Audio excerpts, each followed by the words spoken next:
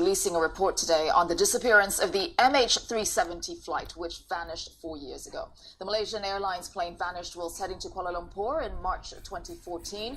Teams from Malaysia, China, and Australia joined multiple searches in the Indian Ocean, covering hundreds of thousands of square miles. The only confirmed traces of the aircraft have been 3 wing fragments. And joining us live now from the UK is David Gleave, an air crash investigator. Thank you for joining us this morning on the program. David, do you think the release of this report will bring us any of the answers that we've been waiting for? I think this report is merely the Malaysian authorities doing what they have to do under international regulations and producing a final report when they've stopped work on it. I don't think it will answer any of the basic questions as to where the aeroplane is or why the aeroplane crashed in the first place. Why is that so hard to figure out? I mean, what is the crux of the matter here? The crux of the matter is trying to find where the aircraft is. I think we can find the aircraft, but that's a question of time and money. But it's also a question of we have some evidence, but it's not enough at the moment to satisfy all of the lawyers around the world in terms of working for all the different parties. So whilst there may be some evidence, it's circumstantial rather than conclusive. So it's not a question of technology. You're really saying it's just a matter of time and money. So the technology is fine. We can actually find that aircraft if we have the time and money. And at the moment, it's winter in the southern Indian Ocean. It's very difficult to get people actually on boats out in that area of the world for several months at a time.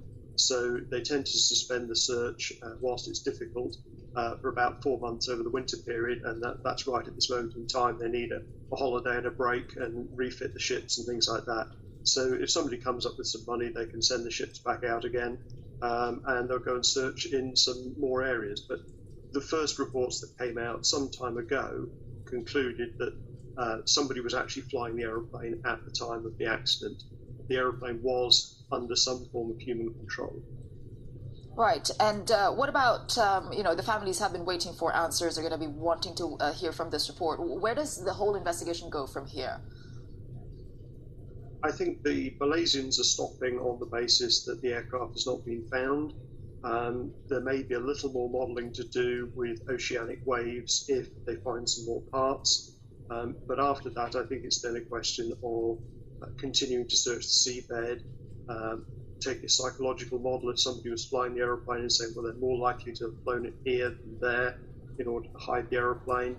There's a lot of things that can be done, but I say it's more a question of time and money for the search. The technology is there to recover the aircraft if they find it on the seabed, and then once we have the parts, we can start to come to some form of conclusion as to why the aircraft ended up there in the first place. There was so much hope in the beginning that they would find the plane, that they would detect some sort of a signal from the plane. They were confident. And here we are now, more than 4 years later, and a report, 495 pages released, with absolutely no clues as to what may have happened. What investigators have been able to rule out is any news reports from Euronews and CNN. The investigators' last word on the greatest mystery in aviation history appears on page 443 of the MH370 Safety Investigation Report. The team is unable to determine the real cause for the disappearance of MH370. They have covered every aspect from the credit card records of the captain to the species of particles found in the aircraft's flaperon when it washed up on a beach on the island of Reunion. The 19-strong Malaysian investigation team was supported by national organizations including the UK Air Accidents Investigation Branch and the Australian Transport Safety Bureau.